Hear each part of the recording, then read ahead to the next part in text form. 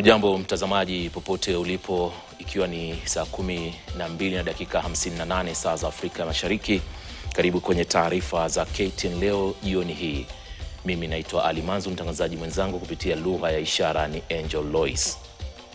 Tunaanza taarifa zetu na maeneo ya Nakuru kule ambako wanafunzi 16 wameaga dunia asubuhi ya kuamkia leo kufuatia mkasa wa moto katika bweni moja la shule ya upili ya wasichana ya Utumishi mjini Gilgil katika kaunti ya Nakuru. Wanafunzi 79 walipata majeraha huku wengine 7 wakilazwa hospitali kwa matibabu zaidi, ambao baadhi yao pia tunaarifiwa kwamba wamesafirishwa hadi hapa jijini Nairobi kwa matibabu zaidi jioni hii.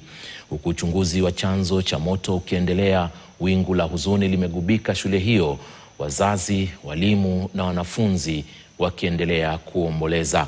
Moja kwa moja na kupeleka hadi katika shule hiyo ambapo hivi sasa nawasiliana kwa njia moja kwa moja, yani mubashara kabisa, mwanahabari mwenzangu Francis Ontomo ambaye amekuwa maeneo hayo kuanzia mwendo wa mchana, ambapo pia tuliweza kuwasiliana naye mwendo wa saa 10 akituarifu na kinachoendelea moja kwa moja.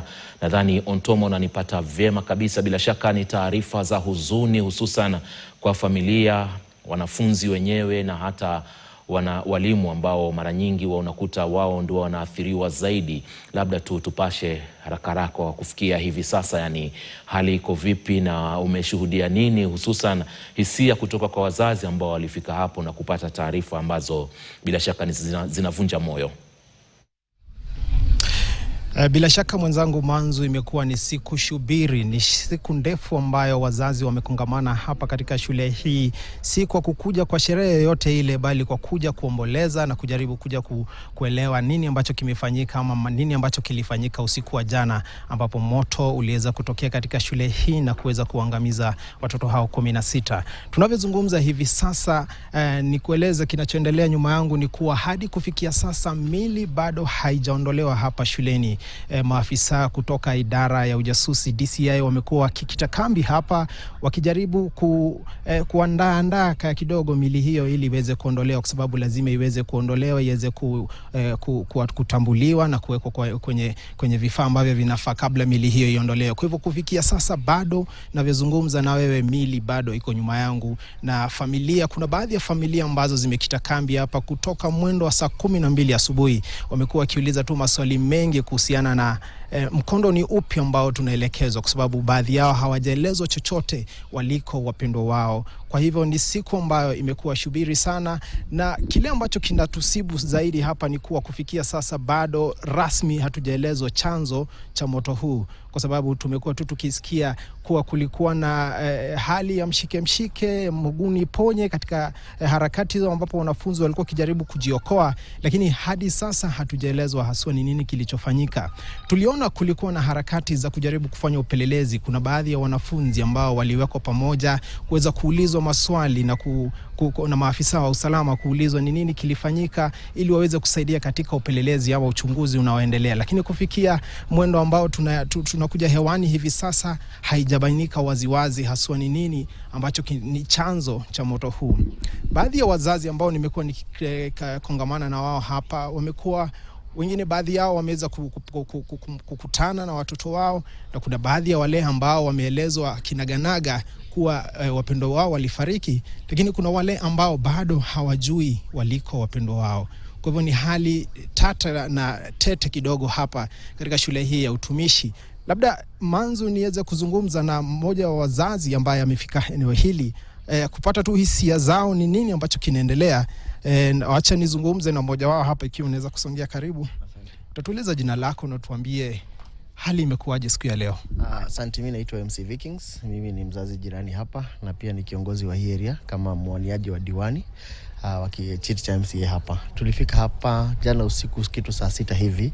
Tulisikia nduru hapa na tukaweza kukuja kwa wingi kuweza kujua ni nini. Hapo tukakuja tukapata ni mkasa wa moto, na hapo tukaanza kupigiana masimu na kuhakikisha kwamba watu wamekuja tuweze kuokoa.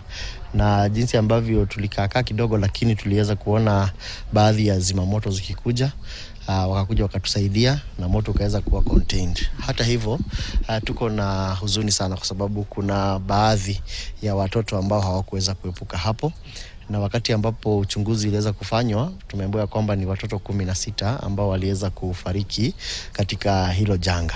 Labda ni kukatiza kidogo, tumeweza ni masaa mengi tangu mkasa huu ufanyike. Kufikia sasa kuna wazazi wako kwa giza, hawajui kilichofanyika. Unahisi labda mchakato huu umechukua muda mrefu zaidi? By the way, tunataka kuomba serikali, hiyo kitu imechukua sana. Ukiangalia hapa nyuma yetu kuna wazazi wengi sana wanalia. Hawajapata kujua watoto wale, wengine waliweza kurilisiwa watoto wakaenda, lakini kuna wale ambao hawajapata watoto. Na sasa tuelewi ni nini inaendelea pale ndani, kwa sababu hadi saa hizi bado ile mili bado tunaona ikiwa pale kwa bag. Hatujaweza kupata viongozi ambao wameweza kutuongelesha kama hao ambao wanafanya ujazuzi hiyo nini process. So tunaomba watu waongeleshe wazazi, ndio wale wazazi waweze kutulia. Kama watoto wamefariki tunaachia Mungu, kama bado wako hai tunakubali pia na tunaweza kushughulikia. Lakini kwa sasa tunaomba hiyo serikali waweze kuongelesha wazazi, because wazazi wako hapa na wako na uchungu mwingi sana. Wengine hawajui watoto wao wako wapi. Waliona wale watoto wengine wakienda nyumbani na wazazi wao wako hapa wanabaki tu. Bila shaka kuna ule uchunguzi ambao kila mtu anangoja ili kujua chanzo cha mkasa huu na kuweza kujua ni nini kinafaa kufanyika. Si mara ya kwanza tunashuhudia ili kufanyika huku nchini. Wewe kama mzazi, linakukera? Mimi hata nikiulizwa hii maneno ya boarding schools, ikiwezekana kuna wakati kulikuwa na huo mchakato tuweze kuondoa hii mambo ya boarding school, ikuwe ni day schools tu ambazo mtoto anatoka na rudi nyumbani, ndio mzazi aweze kujiangalilia mtoto wake. Mimi naona huo mjadala sasa tuanze kujadili, wazazi waone ni aje suluhisho nzuri, kwa sababu hili jambo unaona kuna hata juzi pia kuna shule nyingine tu hapa Koilel pia tuliona kulikuwa na mkasa kama huu, tukaona kuna shule zingine tunazisikia, na hilo ni jambo la huzuni sana. Mzazi umetuma mtoto shule alafu unarudishiwa akiwa kwenye jeneza, ni jambo la huzuni sana. Kwa hivyo kama saa hizi ni vizuri tuwe na huo mjadala, tuone ni aje vizuri vile watoto tutaweza kuwasaidia waweze kusomea karibu na wazazi wao, ili waweze kuwa wanaangaliwa na wazazi wao nyumbani. Shukran sana kwa kuzungumza na KTN. Huyo ni mzazi jirani ambaye anatueleza mawili matatu kuhusiana na kile anachofikiria kuhusiana na jinsi mkasa huu ulivyofanyika. Jambo ambalo litakuwa likiangaziwa pakubwa sana mwanzo kabla nije kwako ni miundombinu ama miundo msingi ya jumba ambalo ama bweni ambalo wanafunzi hawa walifariki. Kutakuwa na maswali mengi, licha ya kwa uchunguzi bado uko njiani. Kutakuwa na maswali mengi ambayo yataulizwa kuhusiana na yule msaidizi wa watoto ambaye anafaa kuwa anapatikana katika eneo lile, alikuwa wapi. Vile vile kutakuwa na maswali ya milango na dirisha ya bweni hili ilikuwa kwa njia gani, na ilizingatia zile mikakati ama zile sheria ambazo zimewekwa. Kuna sheria ambazo kama tulivyosema si mara ya kwanza mikasa kama hii kufanyika. Kwa hivyo kumekuwa na zile baadhi ya zile mikakati ambazo zimekuwa zikiwekwa zikisemekana kuwa kila shule inafaa kufuatilia mtindo fulani. Je, shule hii ama mkasa huu uliwapata katika hali hiyo? Ulipatikana kwa sababu baadhi ya hizo sheria hazikuzingatiwa? Ni baadhi tu ya maswali mazito ambayo yatakuwa kiulizwa katika eneo hili Manzu. Asante sana, lakini siwezi kuacha bila